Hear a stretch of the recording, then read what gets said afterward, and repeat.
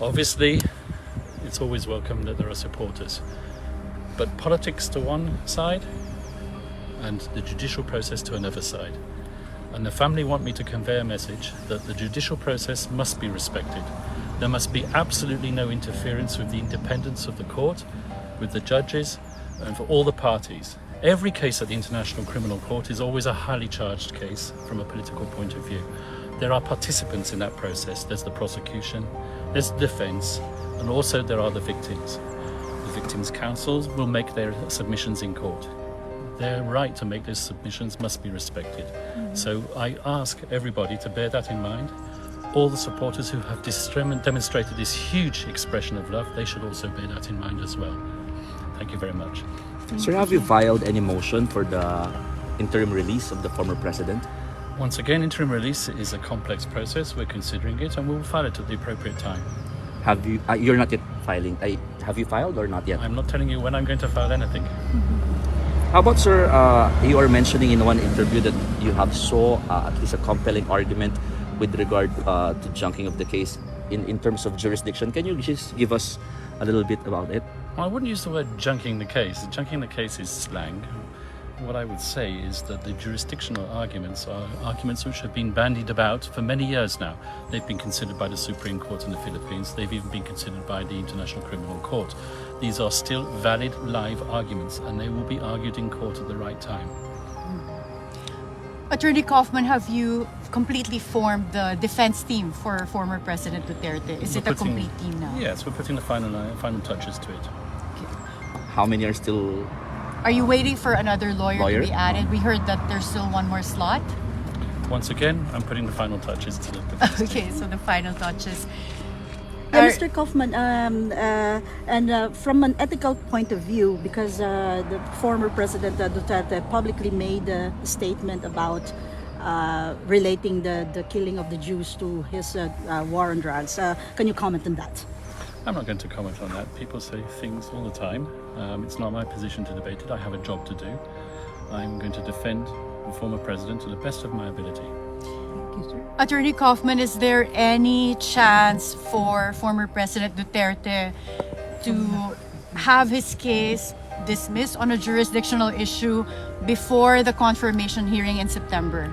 Once again, it's the judges who decide when to hear that argument. Obviously, I would like it to be heard first of all. I believe that there are compelling arguments and I will seek to persuade the judges, but the people who decide at the end of the day are the judges themselves. It's not my job to presume anything here. I believe that there is a strong argument for the lack of ability to exercise jurisdiction given the Philippines' withdrawal from the Rome Statute. I hope that the judges will accept my submission.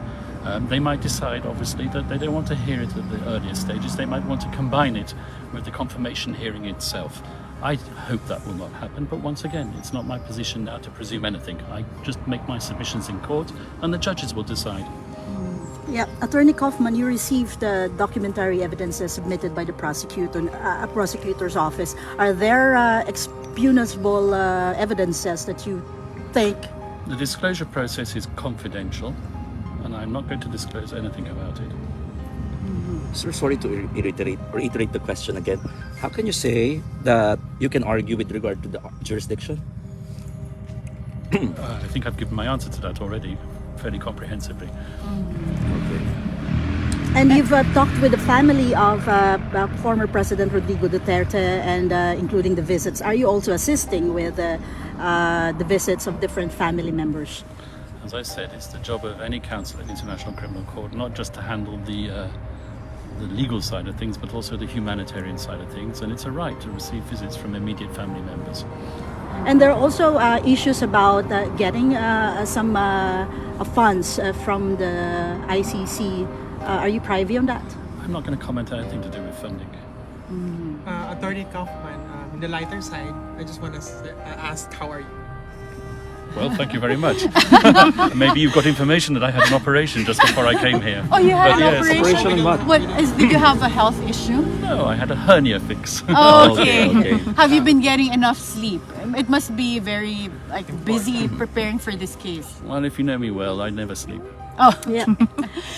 but you've handled other ICC cases. What is your estimate as to how long this will take?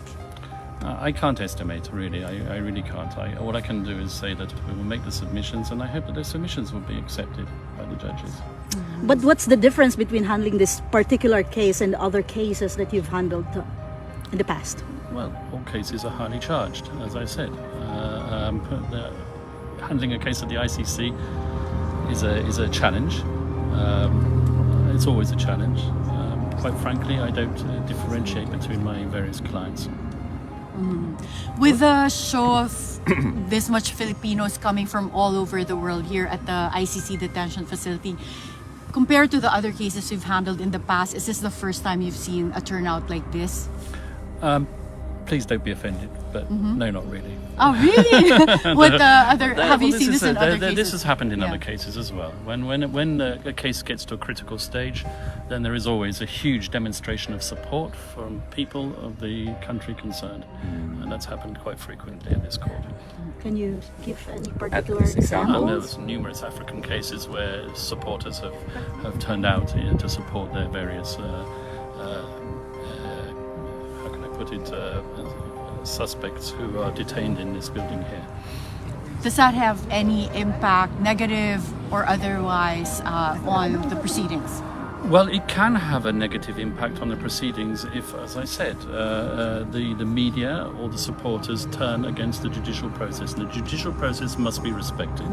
As I've said, this issue is the subject of intense debate in the Philippines. But let's just put the politics on one side and the judicial process on the other side. Attorney Kaufman, you mentioned that you work with or you knew prosecutor Karim Khan. Can you comment on that? Did you really work with him in some cases before Well, became? put it this way, I've never worked with Karim Khan on a Okay. case together. I know Karim Khan for many years. He has a similar background to the background that I have. We've been working in international criminal tribunals for many years. I was a former prosecutor, so was he. So we've both worked on both sides of the tennis court, if I can put it that way. My familiarity with Karim Khan goes back many years. I respect him. I hope that he will be fair. I have no reason to doubt that he will be extremely fair in this process. And as I said, I look forward to working opposite him in the courtroom. Attorney Kaufman, you're one of the few people who have seen former President Duterte. You get to visit him. How is he, health-wise and physically and emotionally? Well, as I said, he's in good spirits, and I will keep on saying that because he is in good spirits. Obviously, he's 80 years old, with all the accompanying medical issues that accompany someone who's 80 years old, and it's not easy to get adjusted to the life in UN detention or ICC detention. So those are the only challenges that he's facing at the moment. Okay. Is there any word from President Duterte that he is requesting from you?